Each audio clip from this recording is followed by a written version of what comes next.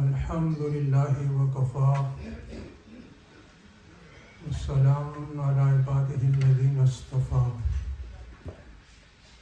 خصوصا على سيد الأولين والآخرين وخاتم النبيين والمرسلين سيدنا ونبينا ومولانا محمد وعلى آله وصحبه وبارك وسلم تسليما كثيرا كثيرا.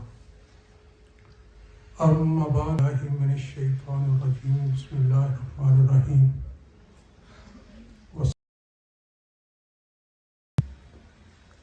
وأعدت للمتقين. وقال تعالى في مقام آخر فاستبقوا الخيرات. صدق الله العلي العظيم وصدق رسوله النبي الكريم ونحن على ذلك لمن الشاهدين والشاكرين والحمد لله رب العالمين. سبحانك لا علم لنا إلا ما علمتنا إنك أنت العليم الحكيم. رب اشرح لي صدري ويسر لي أمري واحلل عقدة من لساني يفقهوا قولي. يا ربي سلم وسلم دائما أبدا على حبيبك خير الخلق كلهم. Respected my honorable elders, friends, brothers, mothers and sisters. It is a great grace of Allah Almighty that He has brought us in His house for Salatul Jummah. May He Subhanahu wa Ta'ala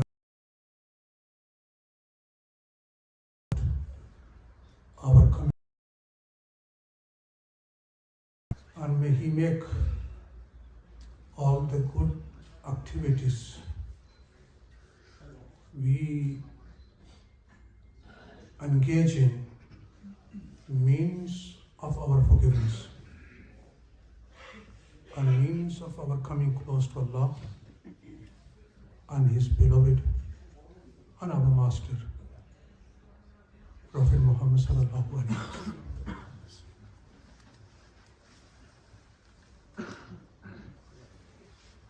Allah Almighty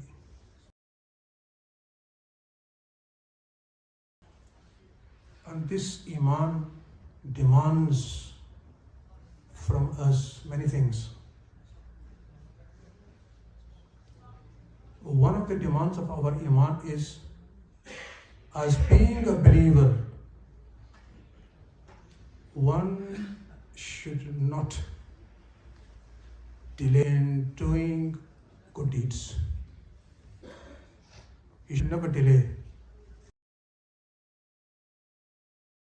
Say, I will do it tomorrow, or I will do it next month, or I will do it when I reach to this stage of my age, then I will do it. No. The demand of our Iman is that we should do the good deeds which we can there and then, and do not postpone it. Allah Almighty instructing us, وَسَارِعُوا إِلَى مَغْفِرَةٍ مِّن رَبِّكُمْ وَجَنَّةٍ. March forth to the forgiveness, maghfirah of your Lord, and march towards Jannah. And this Jannah, how large, and arduha as-samawatu wal ard. Those who fear Allah, those who do righteous deeds, those who race towards good deeds, Jannah has been prepared for such people. And he said, O Prophet of Allah, ayyu sadaqati a'adamu ajran. O Prophet of Allah, tell us, which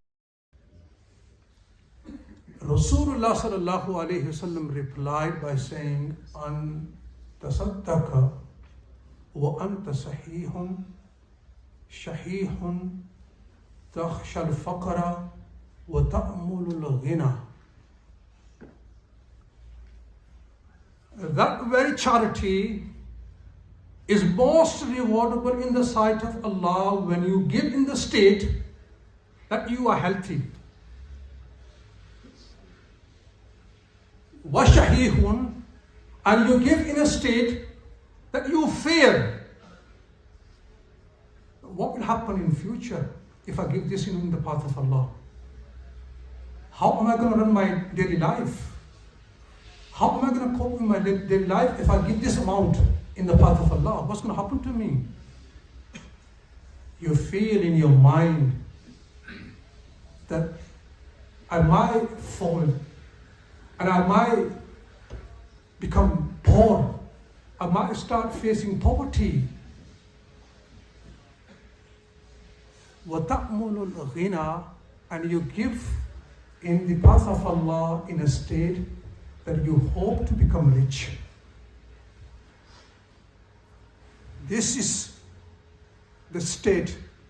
You are healthy. There is no illness, nothing. You're healthy. You want to become rich. You want to possess wealth as much as you can. If one gives in this state of mind,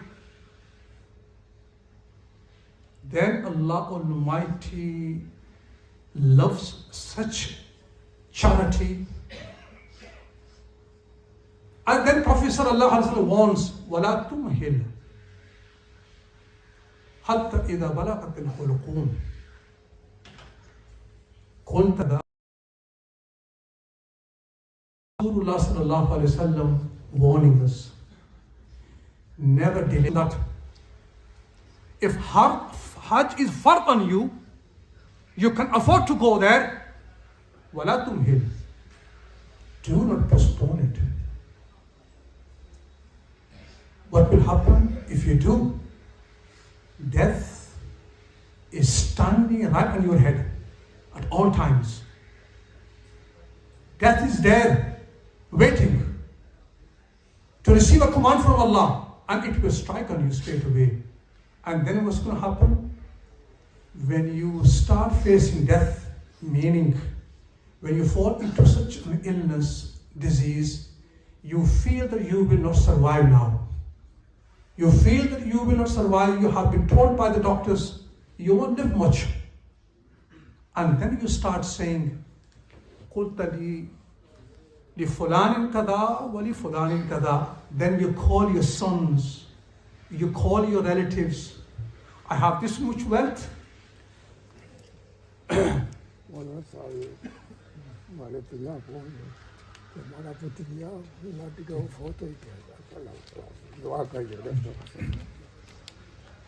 You call the relatives and say, I have this much wealth. Now, I don't have a hope that I will live. I cannot survive now. This much is for masjid. This much is for madrasa. This much is for the poor people.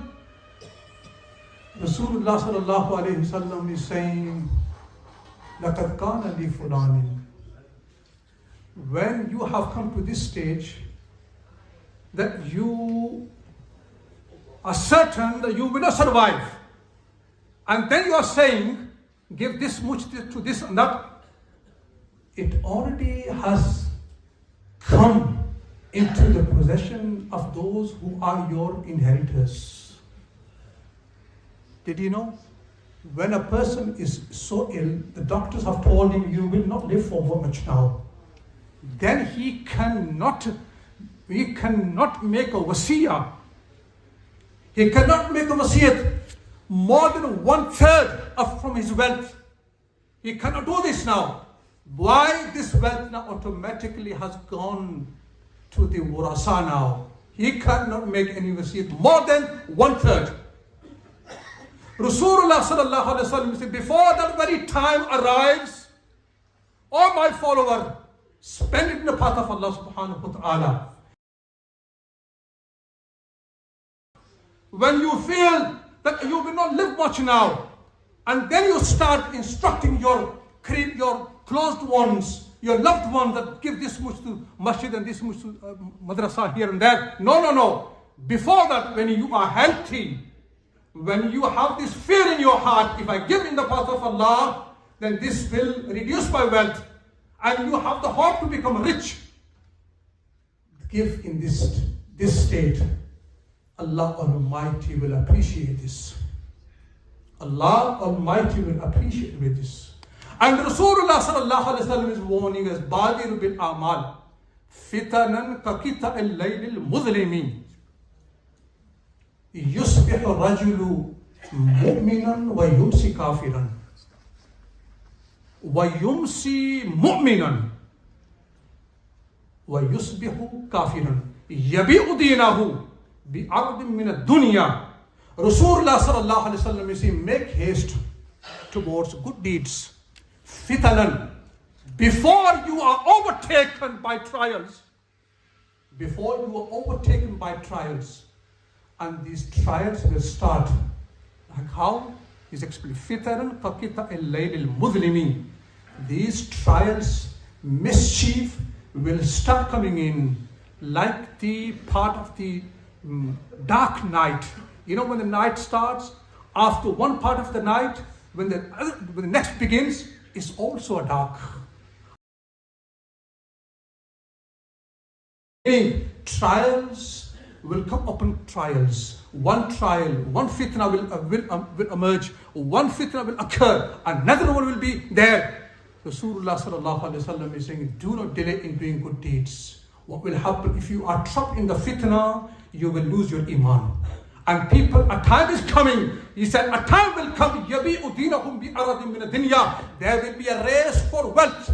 People would not hesitate to compromise in their religion in order to acquire wealth.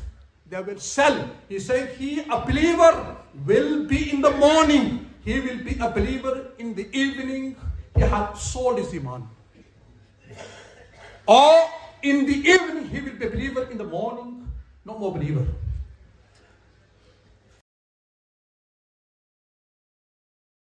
Of dunya, one will sell his iman.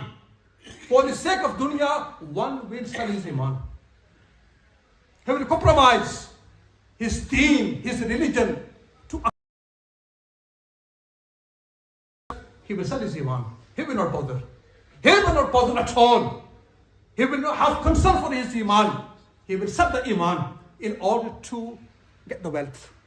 Rasulullah sallallahu alaihi wasallam predicted a time will come, there will be a race for wealth, and people very rapidly will change their faces. People very rapidly will change their faces. Today they will say something, tomorrow they will be saying something else. They will keep on changing the statements for their own benefit and interest. They will change their statements. They will not bother. They will lie. They will lie, and to them lying will be classed and considered as nothing. If one is ready to sell iman, what's the lying to him? Nothing. What is the lying to him? Lying, he will think a small, a very minor sin. He is ready to sell his iman. Rasulullah sallallahu alaihi wasallam said, my followers, a time will come, my ummati will sell their iman for the sake of dunya. For the sake of dunya, they will sell their iman. Rasulullah sallallahu alaihi wasallam, he taught us practically through his words. Once he read the Asr prayer. After the completion of Asr prayer, he quickly got up from his place.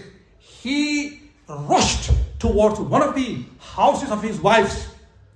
And when he came back, he noticed my Sahaba a bit surprised that I stepped over the necks of the people and I walked very quickly. I rushed to my house. They are surprised. They want to know why I did this. He said, oh my Sahaba, oh my Sahaba, You are surprised. Let me tell you why I got up very quickly and I rushed to my house. I had a piece of gold in my house. I remembered that I have a piece of gold in my house. I forgot to leave the instruction that it should be given in the path of Allah before night falls. Before the night, it should be given in the charity of Allah. I do not want to spend the night in a state that I have a gold in my house. A lesson to learn is never delay in doing good deeds. Ibn Abbas used to say, two types of people at the time of death, they will ask Allah, oh Allah, just give us a time. Just give us a time. Let us go into dunya and we will be pious. Who are they? A person upon whom zakat was fard. He never used to give zakat. Zakat was fard and he was the rich man. He never used to give zakat. Him, second person upon whom hajj was fard and he did not perform hajj. This person who never gave zakat, who never did hajj while hajj was fard on him, these two type of people at the time of death, they will say to Allah, oh Allah, give us a time. Allah, let us go back to dunya. I will do hajj, I will give zakat.